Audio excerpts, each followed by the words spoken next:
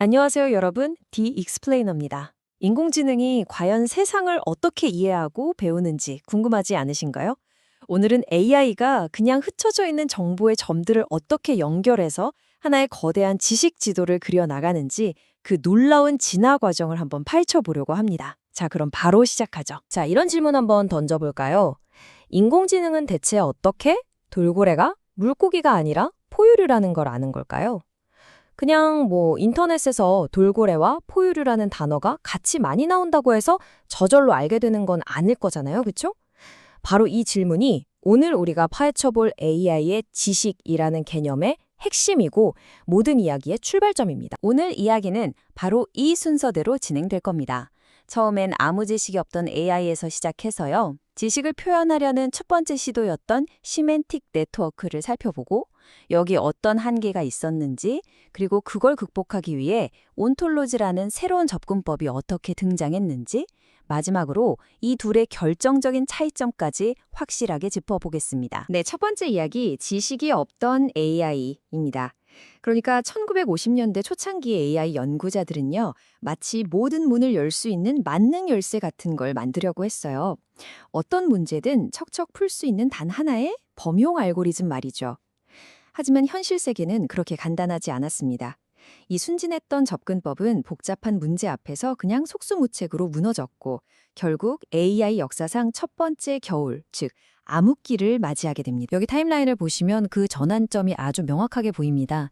기나긴 AI 겨울을 지나면서 연구자들이 정말 결정적인 사실 하나를 깨닫게 된 거죠. 바로 지식이 핵심이라는 걸요. 단순히 계산 능력만 빠른 건 의미가 없었어요. 특정 분야에 대해 의사나 변호사 같은 전문가처럼 풍부하고 깊이 있는 지식을 갖춰야만 진짜 지능을 구현할 수 있다는 걸 알게 된 겁니다. 그리고 이 깨달음이 바로 1980년대 전문가 시스템의 부흥을 이끌게 된 거죠. 자, 그럼 그 중요한 지식을 어떻게 컴퓨터 안에 집어넣을 수 있을까요? 여기서 등장한 첫 번째 시도가 바로 시멘틱 네트워크입니다. 아이디어는 정말 직관적이고 간단해요. 우리가 예를 들어 사과하면 빨갛다, 과일이다, 달다 같은 생각들이 줄줄이 떠오르잖아요. 바로 우리 뇌에 이런 연상작용을 그대로 본떠서 만든 겁니다. 시멘틱 네트워크, 우리말로는 의미망이라고도 하는데요. 원리는 아주 심플합니다. 세상의 모든 개념들을 노드라는 점으로 만들고요. 그 점들 사이의 관계를 링크라는 화살표로 쭉쭉 연결하는 거예요. 거대한 마인드맵을 컴퓨터 안에 그리는 거라고 생각하시면 쉽습니다. 정말 직관적이죠? 그럼 아까 우리가 던졌던 질문을 가지고 직접 한번 만들어 볼까요? 여기 돌고래라는 개념이 하나 있습니다. 이게 바로 우리 네트워크의 첫 번째 출발점, 첫 번째 노드가 되는 겁니다. 자, 여기에 다른 노드랑 링크를 한번 추가해 볼게요. 돌고래 노드에서 출발해서 is a, 우리말로 하면 뭐뭐이다 라는 관계를 뜻하는 링크를 쭉 그려서 포유류라는 새로운 노드에 연결합니다. 자, 바로 이 순간 컴퓨터는 돌고래는 포유류다 라는 아주 중요한 지식 하나를 배우게 된 겁니다. 여기에다가 링크를 하나만 더 이어볼까요? 포유류는 동물이다 라는 지식을 추가하는 거죠. 그럼 정말 신기한 일이 벌어집니다. AI가 이 연결고리를 스스로 따라가면서 추론이라는 걸 하기 시작해요. 돌고래는 포유류고 포유류는 동물이네?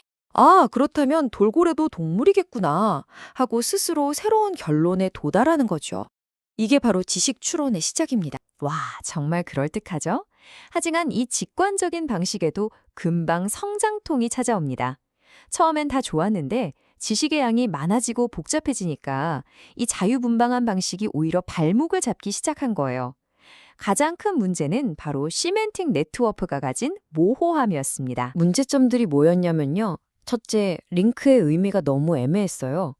가령 is a라는 링크가 뭐뭐의 한 종류다라는 뜻인지 아니면 그냥 뭐뭐의 이름이 같다 하는 뜻인지 컴퓨터 입장에선 헷갈리는 거죠. 둘째, 만드는 사람마다 규칙이 제각각이니 일관성이 전혀 없었고요. 결국 지식이 조금만 복잡해지거나 양이 많아지면 이 거대한 거미줄은 누구도 손댈 수 없을 만큼 엉망진창이 되어버렸습니다. 바로 이 혼란을 좀 정리해보자 하고 1980년대에 등장한 중요한 시도가 있습니다. 그 이름이 바로 KL1이에요. KL1은 이 애매하고 모호한 관계들의 논리 라는 아주 엄격한 잣대를 들이댄 겁니다. 각각의 노드와 링크가 무슨 의미인지 훨씬 더 명확하게 정의하려고 했던 거죠. 이게 완벽한 해결책은 아니었지만 지식 표현의 엄밀함이라는 개념을 도입하면서 다음 시대로 넘어가는 아주 결정적인 다리를 놓아준 셈입니다. 그리고 그 다리를 건너 우리가 도착한 곳이 바로 온톨로지입니다. 온톨로지는요, 이제 단순한 마인드맵 수준이 아니에요.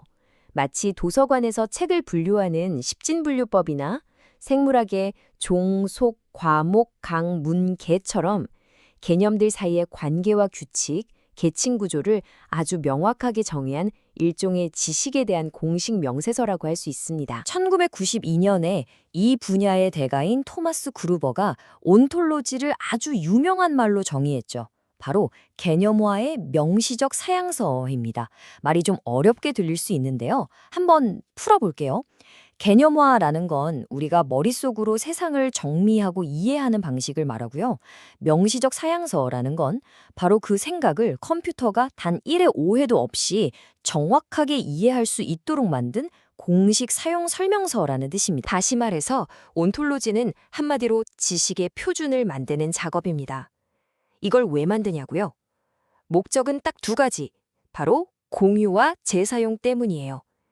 특정 분야의 지식을 아주 엄격한 규칙에 따라 잘 정리해두면 어떤 AI나 어떤 시스템이라도 이걸 가져다가 바로 쓸 수 있는 일종의 레고 블럭이나 지식 부품을 만드는 거죠. 그래서 온톨로지의 목표는 아주 명확합니다. 첫째, 시멘틱 네트워크의 가장 큰 문제였던 모호함을 없애서 지식 표현을 아주 명확하게 만들고, 둘째, 한번 잘 만들어둔 지식은 여러 곳에서 계속 다시 쓸 수 있게 하고, 그리고 셋째, 이걸 통해서 서로 다른 시스템들이 마치 하나의 언어를 쓰는 것처럼 문제없이 소통하고 협력할 수 있게, 즉 상호 운용성을 확보하는 겁니다. 어때요? 이전 방식의 문제점들을 정확하게 겨냥해서 해결하고 있죠? 자, 이제 드디어 마지막 파트입니다. 지금까지 쭉 따라오신 내용을 바탕으로 시멘틱 네트워크와 온톨로지의 핵심적인 차이가 뭔지 명확하게 비교하고 정리해 보겠습니다. 이 부분만 제대로 이해하시면 오늘 이야기의 핵심을 완전히 꿰뚫으시는 겁니다. 이 둘의 가장 근본적인 차이는 바로 관점의 차이입니다. 시멘틱 네트워크는 인간에게 초점이 맞춰져 있었어요. 어떻게 하면 인간의 머릿속처럼 자유롭게 관계를 표현할까? 이게 고민이었죠. 반면에 온톨로지는 처음부터 기계에 초점을 맞춥니다. 어떻게 하면 기계들이 오해 없이 정확하게 지식을 공유할 수 있을까? 이게 질문인 거예요. 포커스가 인간 중심에서 기계 중심으로 완전히 이동한 거죠. 자, 이 표를 보시면 차이가 그냥 한눈에 딱 들어오죠. 시멘틱 네트워크는요, 자유롭고 직관적인 건 좋은데 좀 제멋대로였어요. 통일된 규칙이 없으니까 다른 시스템하고 데이터를 주고받는, 그러니까 이 상호 운용성이 거의 불가능했던 거죠. 그런데 온톨로지는 아예 태어날 때부터 달랐어요. 아주 엄격한 규칙을 가지고 지식의 공유와 재사용이라는 아주 명확한 목적을 가지고 만들어졌거든요. 바로 이 덕분에 서로 다른 AI들이 마치 같은 언어를 쓰는 것처럼 대화할 수 있는 길이 열린 겁니다. 그리고 이건 그냥 오래된 기술의 역사가 아닙니다. 바로 지금 우리가 사용하고 있는 첨단 기술들의 심장부 이야기예요. 웹페이지에 담긴 정보의 의미를 기계가 이해하게 만드는 시멘틱 웹 기술이나 우리가 매일같이 쓰는 AI 챗봇, 번역기 같은 자연어 처리 기술들이 전부 이 온톨로지라는 단단한 뼈대 위에서 돌아가고 있는 거거든요. 이 진화가 없었다면 지금 우리가 아는 AI는 존재하지 않았을 겁니다. 네, AI는 인간의 생각을 그저 흉내내는 것에서 시작해서 이제는 기계들끼리 효율적으로 소통하기 위한 아주 엄격한 지식 체계까지 스스로 구축해냈습니다. 여기서 마지막으로 이런 질문을 던져보고 싶네요. 과연 인공지능은 언젠가 우리가 만들어준 이 지식의 틀 자체를 뛰어넘어서 우리 인간조차 이해하지 못하는 완전히 새로운 방식으로 이 세상을 개념화하고 이해하게 될 날이 올까요? 어쩌면 지식의 진짜 미래는 이제 막 시작된 건지도 모릅니다.